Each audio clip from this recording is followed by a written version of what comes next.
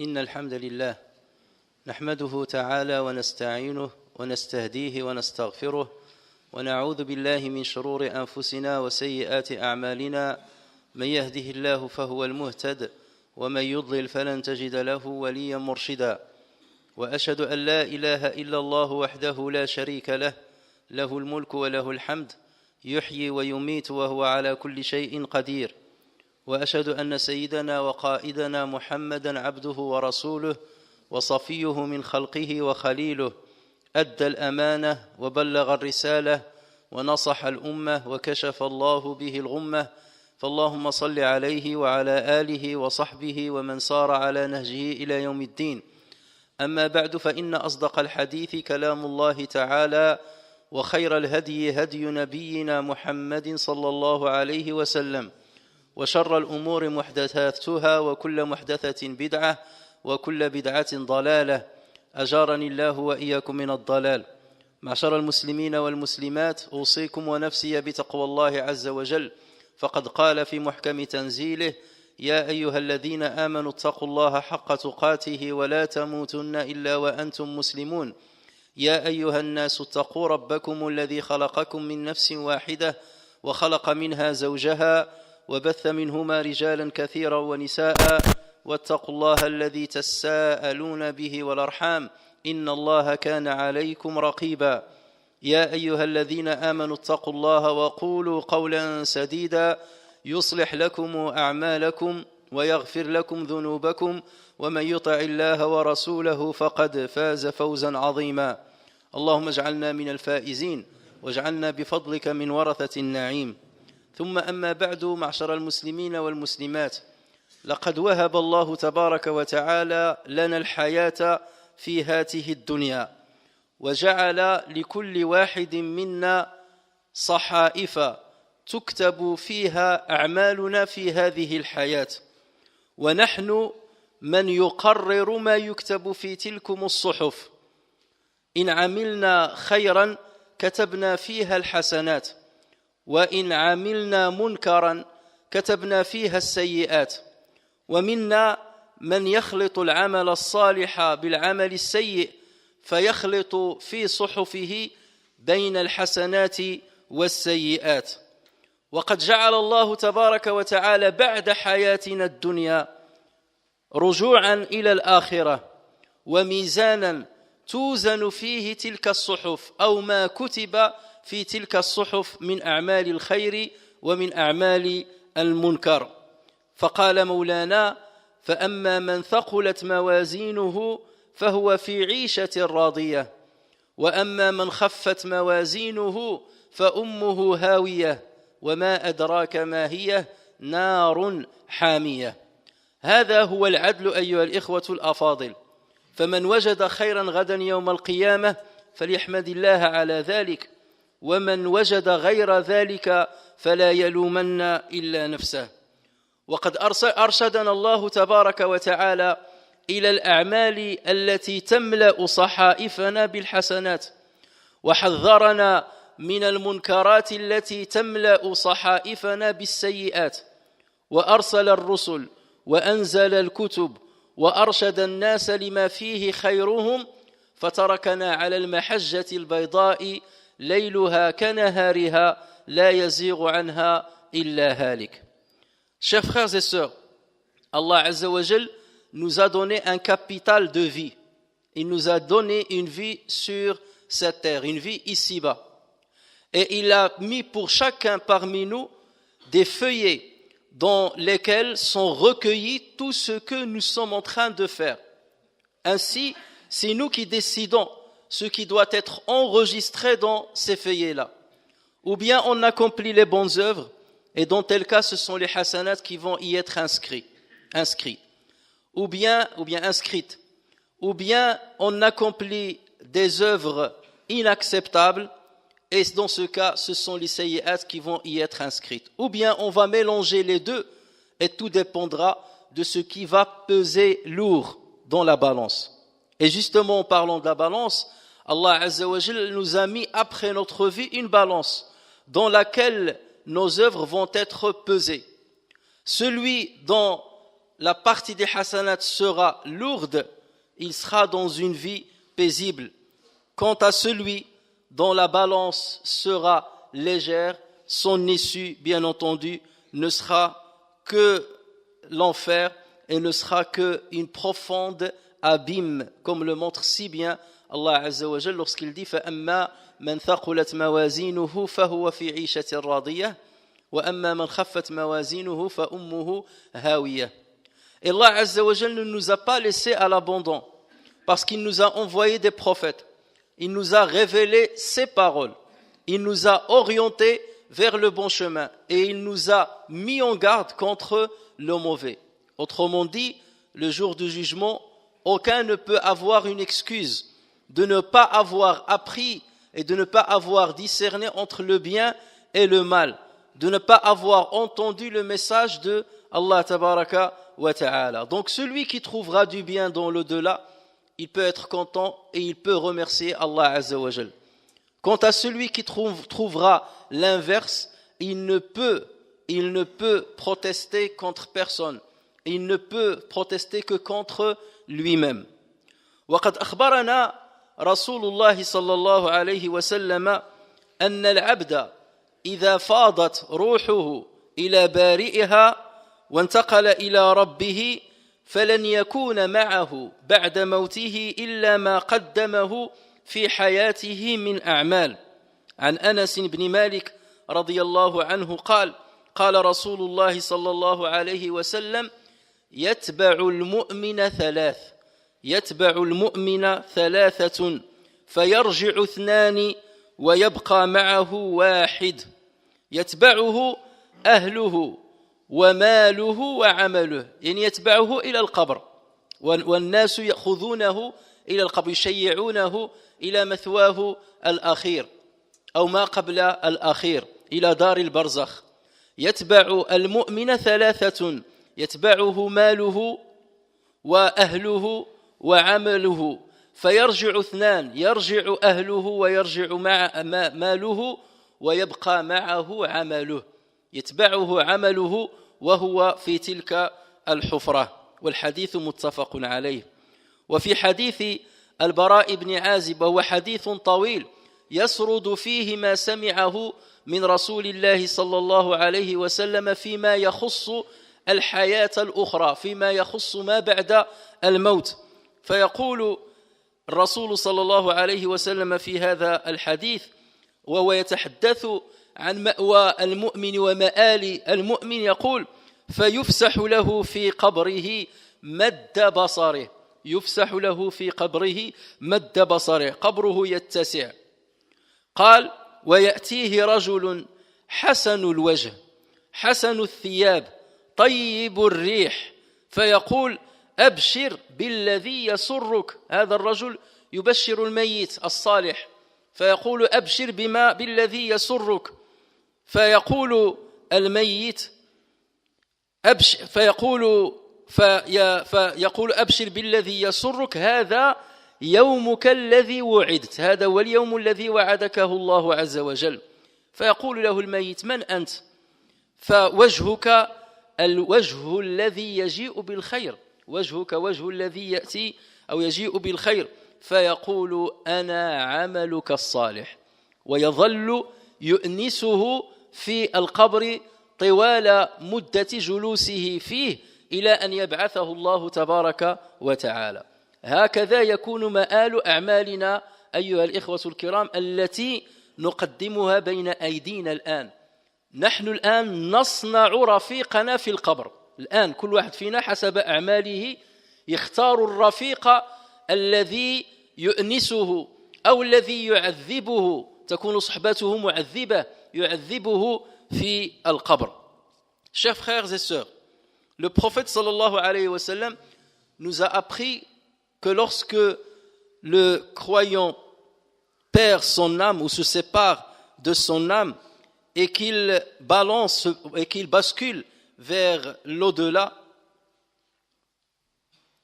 il y a trois choses qui vont l'accompagner, dont deux qui vont revenir et une qui va rester avec lui. Le prophète sallallahu alayhi wa sallam dit lorsque le croyant, oui, mais lorsque l'être humain décède, 3 vont le suivre, 2 vont revenir, rebrousser chemin, et 1 va rester avec lui. Il sera accompagné à sa tombe par sa famille, par ses biens matériels, par son argent et par ses œuvres. La famille et l'argent vont rebrousser chemin. Ils ne peuvent l'accompagner. Et ce n'est que son œuvre qui va l'accompagner dans sa tombe. Et dans un autre hadith, rapporté par le Bara ibn Azib, un compagnon du prophète sallallahu alayhi wa sallam, un long hadith dans lequel le prophète sallallahu alayhi wa sallam a décrit l'issue du croyant et l'issue du non-croyant dans la tombe et après la tombe.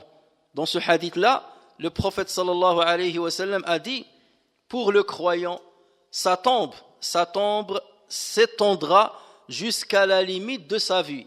Elle ne sera pas rétrécie, elle s'étendra jusqu'à la limite, jusqu'à l'horizon, jusqu'à la limite de sa vue.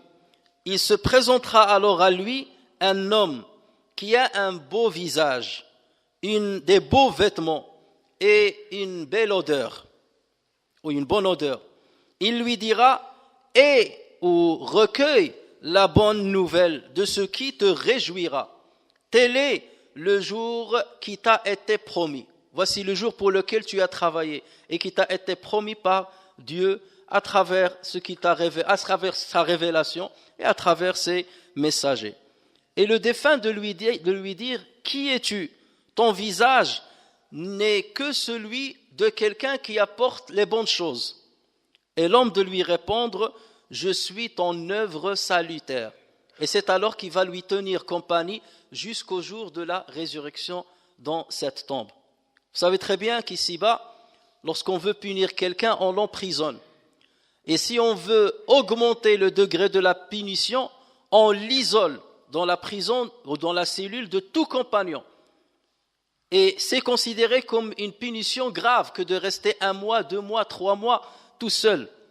Mais imaginez le pire que cela, et ce qu'on ne fait pas forcément ici sur terre, c'est isoler quelqu'un de tout le monde et mettre avec lui quelqu'un qui a une odeur nauséabonde, qui a un visage laid, qui a des vêtements délabrés et qui est de mauvaise compagnie, qui ne parle pas bien et qui a du pouvoir et qui a de la puissance. C'est pire que d'être tout seul. Ça sera l'issue de tout être humain dans cette tombe. Sauf que c'est à nous de décider qui va nous tenir compagnie dans la tombe. À nous de brosser l'image de celui qui sera notre compagnon dans la tombe, à travers les œuvres que nous sommes en train d'accomplir. Et personne de nous ne peut trouver l'excuse de dire « je ne savais pas que telle chose était illicite, et c'est pour ça que je l'ai faite ». Alors le prophète sallallahu alayhi wa sallam a bien accompli sa mission. Il a bien montré à tout le monde ce qui est halal, ce qui est haram, ce qui est permis, ce qui est réprimé par l'islam. Donc trouver une excuse devant Allah Azza wa Jalla, c'est peine perdue. Et c'est pour cela que celui qui est en train aujourd'hui de brosser une mauvaise image de celui qui va demain lui tenir compagnie dans la tombe, doit se rattraper, s'arrêter et dire je dois changer et le faire pour Dieu, parce que dans ce cas-là, Allah Azza wa Jalla sera à ses côtés et lui facilitera le bon choix et le bon chemin. Ma'shar al-muslimin, inna a'marana madrouba wa ajalana maqsouma wa kulla wahidin minna قد كتب له حظه في هذه الحياة أنت أيها الإنسان منذ خرجت إلى الدنيا وأنت تهدم في عمرك. العمر أعطانا الله عز وجل كأنه بناء، ونحن كل يوم يمر علينا إلا وقد هدمنا قسطا من هذا البناء إلى أن نهدمه كله عند وقت مماتنا. كل يوم تنقص من أجلك وكل يوم تبني قبرك. وليسائل كل واحد منا نفسه قائلا إذا جاءني الموت الآن هل أنا راض عما قدمته بين يدي؟ هل أنا راض عن البضاعة والزاد اللذان أعددتهما حتى أنتقل إلى الدار الآخرة؟ ما هي الأعمال المباركة التي تنسب إلي بعد موتي وأنال عليها أجرا؟ هل أديت حق الله تبارك وتعالى في العبادات المفروضة بأركانها وشروطها وسننها وآدابها؟ هل أديت واجبي نحو والدي؟ هل أديت واجبي نحو زوجي؟ هل أديت واجبي نحو أولادي؟ هل أديت واجبي نحو أقاربي؟ هل تعاملت وفق ما يدعو إليه الإسلام مع محيطي المجتمعي؟ كم غرست من الخير أو كم غرسا غرست من الخير ما زالت ثماره تجنى في حياتي وبعد مماتي؟ معشر المسلمين، أعمال الخير نوعان، نوع يعود نفعه على فاعله كالصلاة وقراءة القرآن والصوم والحج. نفع هذه الأعمال يعود على من فعل، على فاعله. إذا صليت النفع يعود عليك فقط، إذا صمت النفع يعود عليك فقط، إذا حججت النفع يعود عليك فقط، إذا قرأت القرآن النفع يعود عليك فقط. هذه الأعمال نفعها يعود على فاعلها. والنوع الثاني من الأعمال نوع يعود نفعه أو يتعدى إلى الآخرين. إذا تصدقت فنفع الصدقة يعود على من تسلم منك الصدقة. إذا أعنت محتاجا فالنفع يعود على المحتاج لا عليك مباشرة بشكل غير مباشر، الأجر يعود لك فعلا، ولكن النفع المحسوس لا يعود إلا على من أسديت إليه معروفا. وهذه تسمى بالأعمال التي يتعدى نفعها صاحبها ويتعدى نفعها القائم بها. وإذا غابت بعض هذه الأعمال علينا وعلى الناس أو خفيت علينا وعلى الناس ولم يأباه لها، احنا كثير من المرات نقوم ببعض الأعمال الخير ولا ننتبه إليها، ننساها ولا ننتبه إليها، أو نقوم بأعمال خير لا ينتبه إليها الناس ويستصغرونها ولا يأبه بها، ولكنها عند الله عز وجل لا تخفى عن الله تبارك وتعالى، إذ يحصي الله تبارك وتعالى كبيرها وصغيرها في كتاب مبين. أليس قد قال ربنا عز وجل: إنا نحن نحيي الموتى ونكتب ما قدموا وآثارهم وكل شيء أحصيناه في إمام مبين. وكل شيء من أعمالكم أحصيناه في إمام مبين. بلى والله قد قال الله عز وجل ذلك. فما علينا إلا أن نعلم مآل ما قاله الله تبارك وتعالى وما يتطلب منا هذا القول من خلال أعمالنا وأقوالنا وأحوالنا. Chers frères, nos vies sont limitées. Notre longévité sur terre a été déjà décidée par Allah tabaraka wa ta'ala. Chacun de nous, depuis sa naissance, est en train de détruire l'édifice de son existence. Chaque jour qui part, c'est comme si tu as cassé et détruit une partie de l'édifice qu'Allah Azza wa Jalla t'a donné en te donnant un capital de vie. Chaque jour qui passe nous rapproche de notre terme qui a été déjà décrété et décidé par Allah Azza wa Jalla. On n'arrivera pas à allonger, à différer notre terme. Il a été déjà décidé. Chaque jour qui passe, nous sommes en train de continuer la construction de notre tombe et de notre vie et de notre demeure dans l'au-delà. Chers frères, chères sœurs, tu dois te poser la question, comme je dois me poser la question. Si la mort me parvient aujourd'hui, à l'instant là, est-ce que je suis satisfait de ce que je suis? Est-ce que je suis satisfait de ce que je suis en train d'œuvrer, d'accomplir, ou de ce que je n'ai pas fait comme mes devoirs? Est-ce que j'ai accompli mes devoirs envers Allah tabaraka wa ta'ala? Est-ce que j'ai accompli mes devoirs envers mes parents, envers mon conjoint, envers mes enfants, envers mes proches, envers la société dans laquelle je suis en train d'évoluer. Si je décède maintenant, suis-je satisfait de ce que j'ai accompli tout le long de ma vie?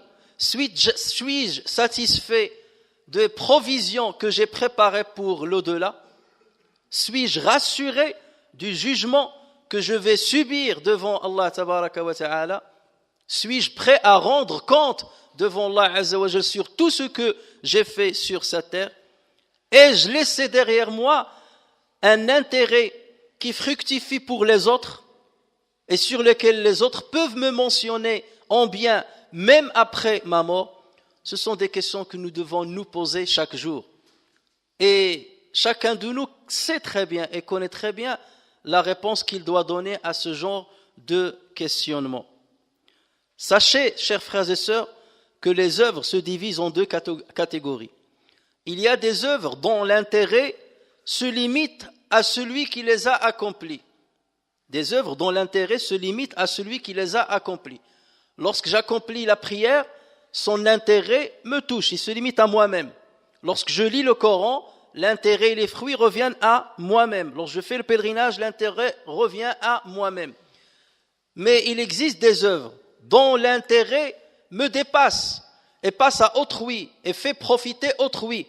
Lorsque je donne une aumône, l'intérêt de l'aumône, le fruit de l'aumône, c'est à celui qui va la toucher, c'est celui qui va la toucher qui va en bénéficier. Certes, moi je bénéficierai des hasanats, mais au niveau de ce qui est palpable, matériel, c'est celui qui va recevoir l'aumône qui va en bénéficier. Lorsque je donne zakat, lorsque j'aide quelqu'un qui est dans une difficulté, c'est lui qui tirera profit de ce que j'ai accompli.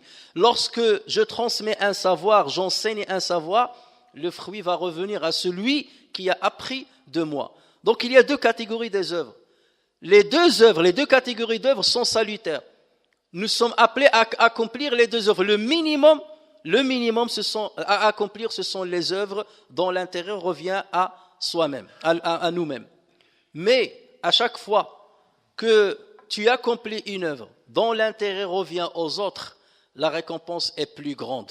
La récompense est encore plus grande, puisque cette récompense continuera de te parvenir tant que l'autre est en train de tirer profit de l'œuvre que tu as accomplie.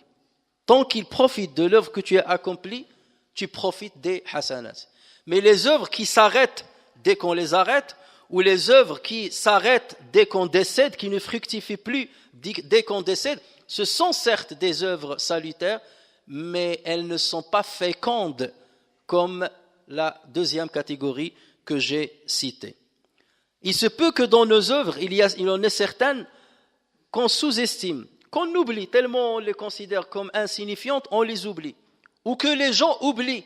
On peut faire du bien à quelqu'un d'autre ou à une grande partie de personnes, mais tout le monde oublie ce qu'on a fait pour eux. Mais sachons très bien qu'Allah Azza wa Jal n'oublie rien, puisqu'Allah Azza wa Jal comptabilise tout.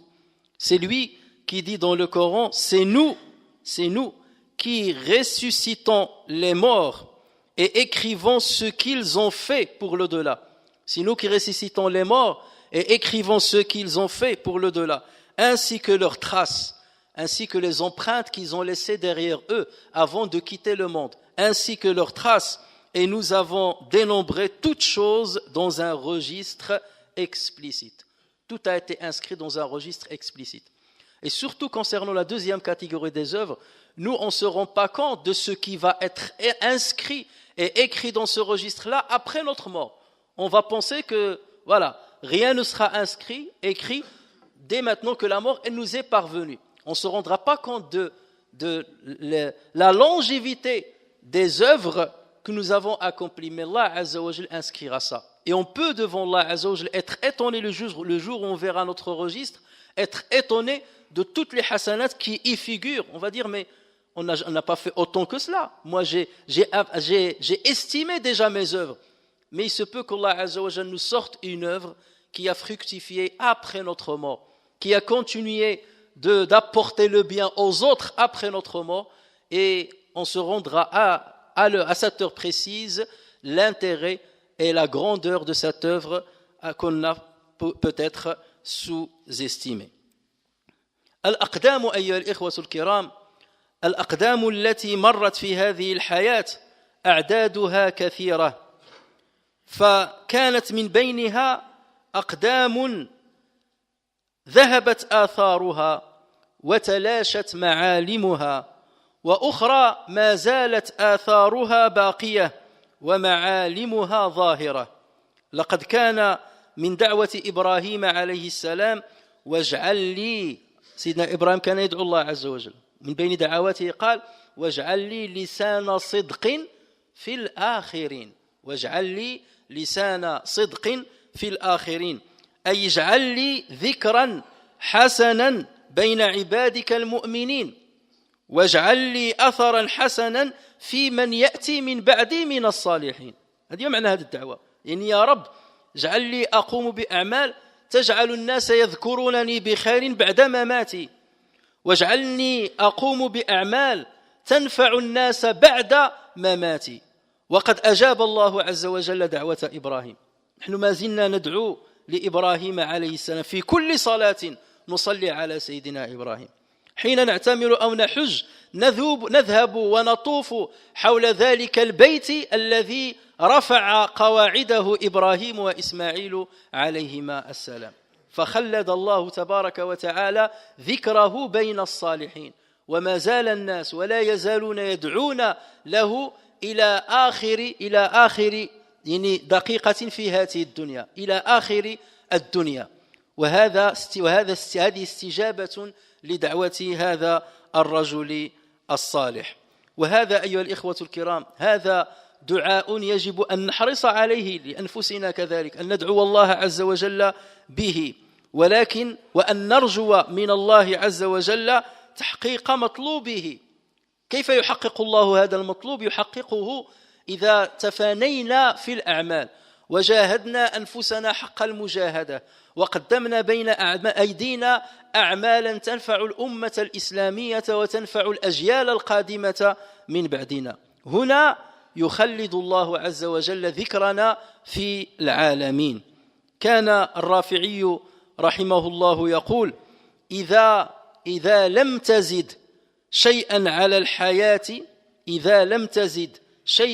الحياة كنت زائدا عليها. إذا لم تزد شيئا على الحياة، يعني الوجود ديالك في هذه الحياة، شنو زدتي للحياة أنت؟ إذا لم تزد شيئا على هذه الحياة كنت زائدا على هذه الحياة، يعني أنت غير شيطة، لأنك لم تزد في الحياة شيئا، لم تؤثر في حياة الناس بشيء، فأنت زائد فائض لا نفع فيك في هذه الحياة. وصدق من قال قد مات قوم وما ماتت مكارمهم قد مات قوم وما ماتت مكارمهم، وعاش قوم وهم بين الناس أموات. كاين الناس اللي ماتوا ولكن المكارم ديالهم ما زالت حية. عائشة ملموسة، يعني حية وملموسة بأيدي الناس. وكم من أناس يعيشون ولكنهم بين الناس أموات، وجودهم كعدمهم، كانوا لما كانش بحال لا يؤثر شيئا، لا خير فيه، ولا يتعدى خيره نفسه، ولا يتعدى خيره ذويه، فهذا وجوده كعدمه. والعبد الصالح أيها الإخوة الكرام هو الذي يترك أثرا بعد ذهابه من هذه الدنيا، هو الذي يترك بصمة في سجل التاريخ بعد ذهابه من هذه الدنيا. هذه البصمة قد يراها الناس وقد لا يرونها، ولكن الله عز وجل يعلمها ويكتبها في ميزان حسنات هذا العبد. هذه هي الأعمال التي يجب أن نجتهد فيها، وأن نحرص على الإتيان بها، وأن نعمل من أجلها، وأن يوصي بعضنا البعض بالعمل فيها، وأن نتعاون عليها. هنالك من الأعمال ما لا يستطيع العبد وحده أن يقوم بها إلا إن كان في جماعة، وهنا الجماعة أيها الإخوة الكرام تستطيع ما لا يستطيعه الفرد، وهنا يكتب الأجر لكل الجماعة. فالله تبارك وتعالى كريم، وكرمه لا حد له. فيكتبه الله عز وجل لمن يستأهله ولمن ينتقي أطايب الأعمال. Chers frères et sœurs, combien de pieds ont frôlé la terre ici-bas depuis que l'être humain existe? Des milliards et des milliards. Combien parmi eux ont disparu? Des milliards et des milliards. Mais il y a une grande différence entre ceux qui ont frôlé la terre ici-bas et qui ont laissé derrière eux des empreintes, et ceux qui sont passés, qui ont rendu visite à ici-bas, mais ils n'ont absolument rien laissé derrière eux. Une grande différence entre les deux dans l'appréciation de la religion et dans l'appréciation de notre Seigneur. Ibrahim alayhi salam invoquait énormément Allah Azza wa Jal. Et Dieu nous a fait part de quelques-unes de ces invocations. Et parmi ces invocations, il disait « Waj'al li lisana sidqin fil akhirin » Waj'al li lisana sidqin fil akhirin. Ce qui signifie « Seigneur, fais que j'ai une mention honorable sur les langues de la postérité. » Seigneur, fais que j'ai une mention honorable dans les langues de la postérité. Ça veut dire, Seigneur, fais de sorte que ceux qui vont venir après moi disent du bien de moi, me mentionnent en bien. Qu'est-ce que ça sous-entend? Ça sous-entend qu'il est en train de demander à Allah Azza wa Jal de le guider à accomplir certaines œuvres qui vont servir à ceux qui vont venir après lui, qui vont servir à la postérité, au point que ces gens-là, qui vont venir les pieux, vont l'invoquer en bien et vont invoquer Allah Azza wa Jal pour lui.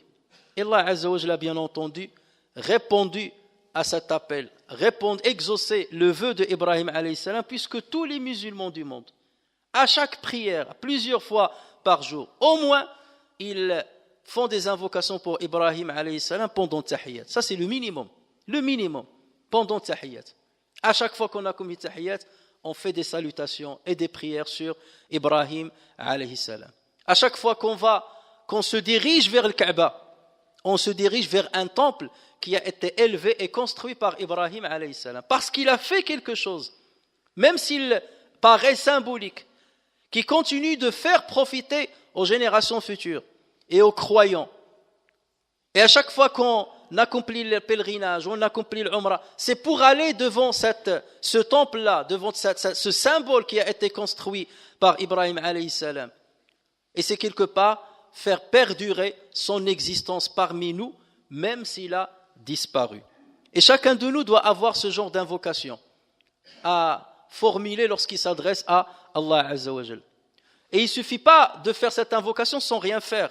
Ça ne s'appelle pas, comme on a dit la dernière fois, ça ne s'appelle pas un espoir. L'espoir, c'est de vouloir parvenir à quelque chose tout en déployant l'effort pour se faire.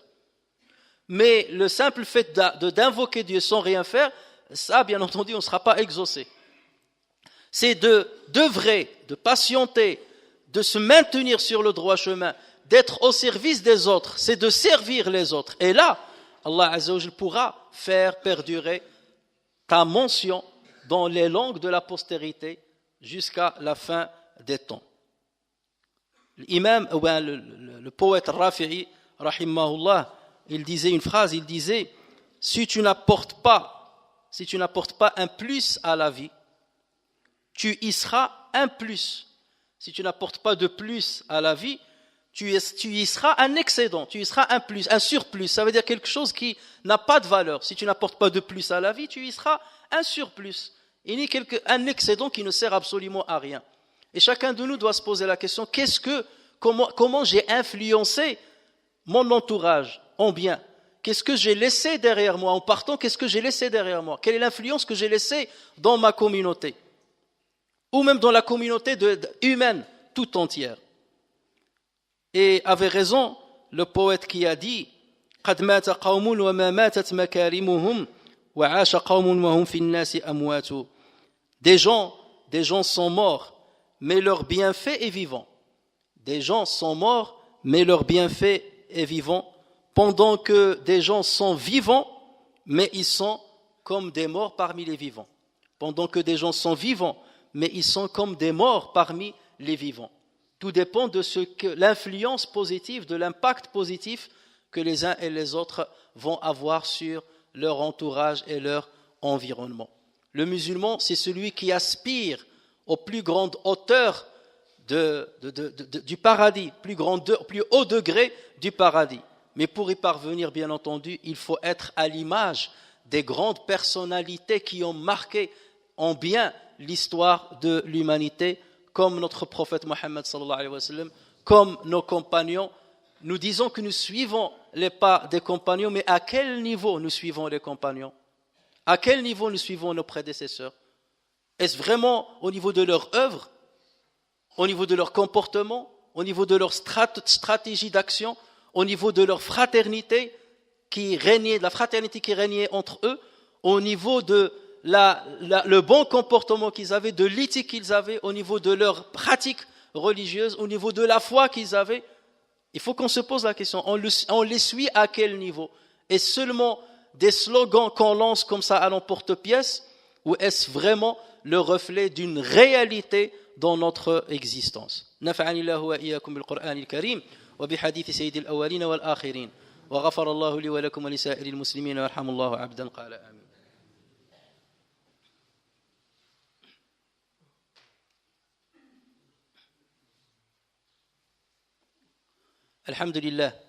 الحمد لله والصلاة والسلام على رسول الله وعلى آله وصحبه ومن والاه.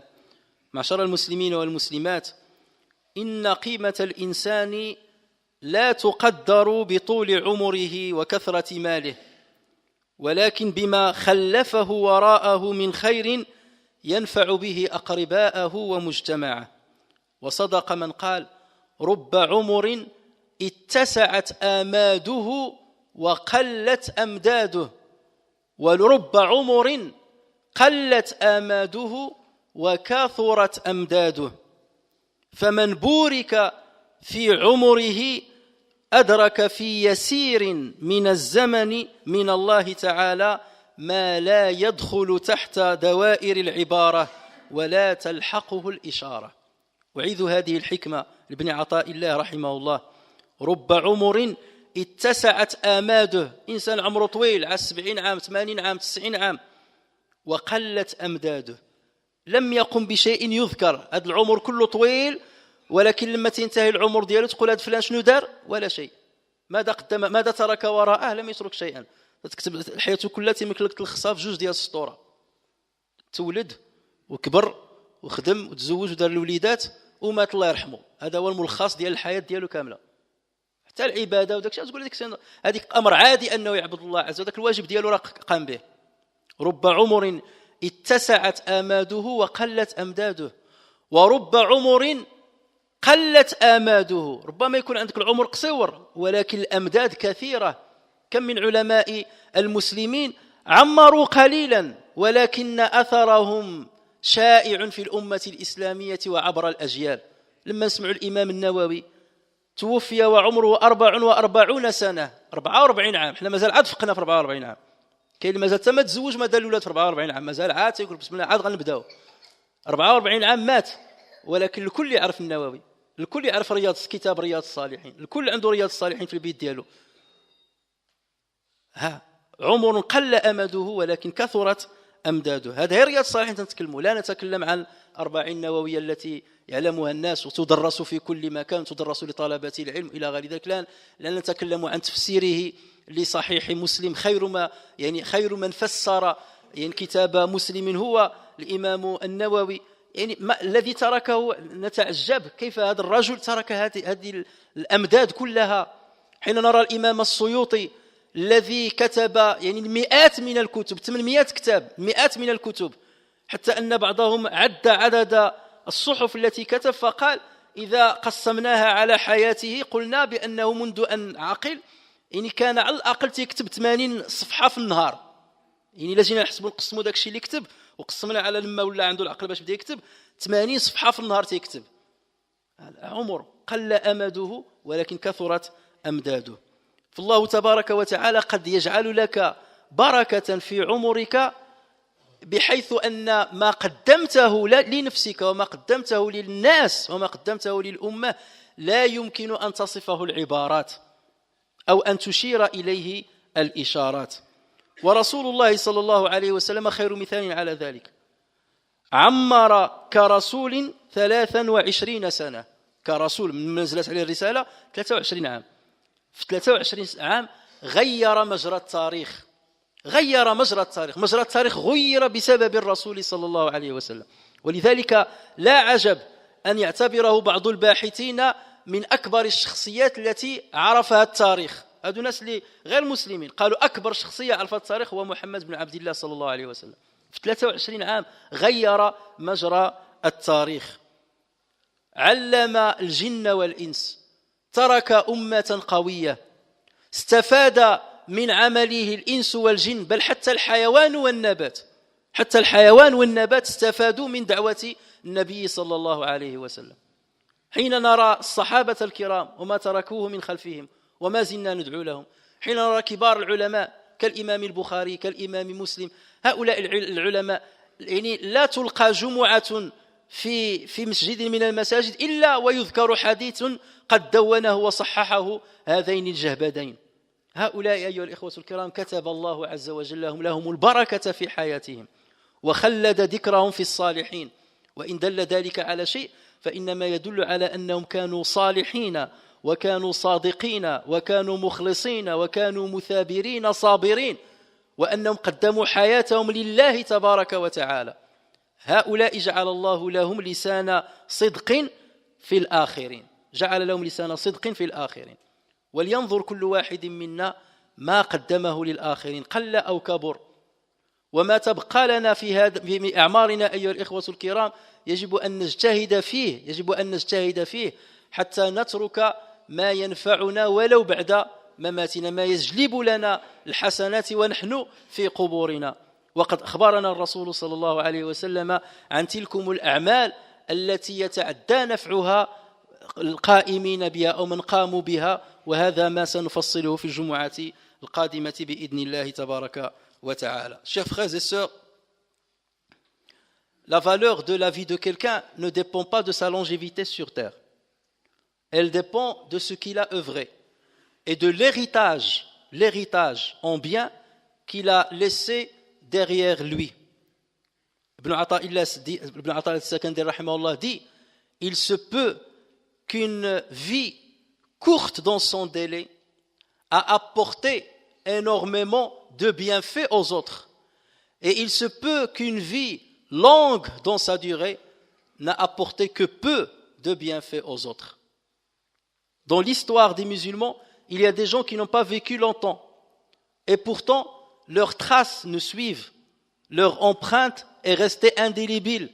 Nous sommes en train de profiter de ce qu'ils ont laissé derrière nous jusqu'à maintenant. Lorsqu'on voit la mosquée d'Al-Qarawiyyin par exemple, elle a été construite par une femme, Fatima al-Fihriya radiyallahu anha wa rahimahullah, une femme qui a donné tout son argent, tout l'héritage qu'elle a reçu de son père et de son mari pour construire non seulement une mosquée dans laquelle les gens vont accomplir la prière, mais la première université du monde, bien structurée, et qui a donné naissance aux plus grands savants qu'a connu le monde. Ça, ce sont des œuvres qui continuent de fructifier jusqu'à maintenant. Et ce qui nous montre l'intelligence de ces gens-là, lorsqu'ils ont décidé de faire quelque chose, de laisser derrière eux quelque chose, de laisser une empreinte sur cette terre-là. Et il y a des gens qui étaient encore plus riches que cette femme, mais qui ont laissé que des symboles mondains qui n'ont servi que peu de temps après et qui ont tout à fait disparu. Mais la différence entre les uns et les autres, c'est que l'exemple de la première, c'est celui de gens qui étaient sincères avec Allah Azza wa Jal, qui ont compris le sens de la vie et leur mission dans cette vie, qui ont compris vers quoi ils vont basculer, qui ont compris qu'il faut préparer le delà. Tandis que les autres ne pensaient qu'à eux-mêmes, qu'à leur vie et qu'au profit matériel qu'ils vont détenir entre leurs mains ou qu'ils vont laisser entre les mains de leurs enfants, de leurs héritiers. Et une grande différence il y a entre les uns et les autres. Lorsqu'on entend le Bukhari, Muslim, Ce sont des gens qui ont consacré leur vie pour l'islam et pour l'intérêt de l'islam. Recueillir des hadiths, ça peut paraître anodin, des hadiths qui sont authentiques. Mais il faut voir le travail, jour et nuit, qui a été le leur, afin de proposer aux musulmans un livre qui recueille des hadiths authentiques sur le prophète sallallahu alayhi wa sallam. Et il n'y a pas une mosquée dans le monde, sans que presque, donc chaque Jumu'ah, on ne cite pas un hadith qui a été authentifié par le Bukhari ou Muslim. Lorsqu'on parle de Nawawi qui est mort à 44 ans, le contrat, c'est que c'est un jeune, il va commencer sa vie. 44 ans. Regardez l'héritage qu'il a laissé derrière lui. Il n'y a pas parmi nous quelqu'un qui n'a pas Riyad Salihin ou qui n'a pas lu un jour dans Riyad Salihin, quelqu'un qui ne connaît pas, ne serait-ce que par écoute, ce qu'est l'Arba'in Nawawiya. Lorsqu'on voit le commentaire de Sahih Muslim qu'il a laissé derrière lui, ce sont des gens qui ont marqué à jamais l'histoire de l'humanité parce qu'Allah Azza wa Jal a mis la baraka dans leur vie, parce qu'ils méritaient cette baraka. Et il y a d'autres qui ont œuvré, écrit, mais leurs livres ont disparu avec leur disparition. Et des livres qui continuent de fructifier. Si c'était le cas, c'est parce qu'Allah Azza wa Jal a voulu faire perdurer leur mention en bien jusqu'à la fin des temps. Et ceci, Allah Azza wa Jal ne le donne pas à celui qui ne le mérite pas.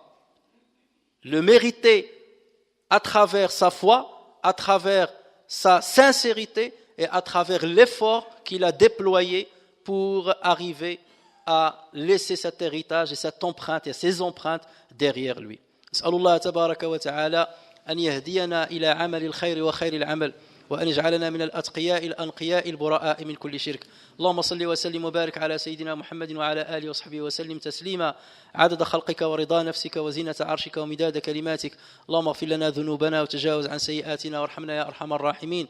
اللهم اهدنا سواء السبيل. اللهم علمنا ما ينفعنا وانفعنا بما علمتنا وزدنا علما يا أرحم الراحمين. اللهم آت نفوسنا تقواها وزكها أنت خير من زكاها أنت وليها مولاها. اللهم إنا نسألك الجنة وما قرب إليها من قول وعمل ونعوذ بك من النار وما قرب إليها من قول وعمل. اللهم يا أرحم الراحمين ويا رب العالمين اجعل لنا لسان صدق في الآخرين. اللهم اجعل لنا لسان صدق في الآخرين وتقبل أعمالنا يا أرحم الراحمين وزكها لنا برحمتك وجودك يا أكرم الأكرمين يا رب العالمين. ربنا ظلمنا أنفسنا وإن لم تغفر لنا وترحمنا لنكونن من الخاسرين. ربنا آتنا في الدنيا حسنة وفي الآخرة حسنة وقنا عذاب النار وأدخلنا الجنة مع الأبرار يا عزيز يا غفار يا ذا الجلال والإكرام. وصل اللهم وسلم وبارك على محمد وعلى آله وصحبه أجمعين وآخر دعوانا أن الحمد لله رب العالمين.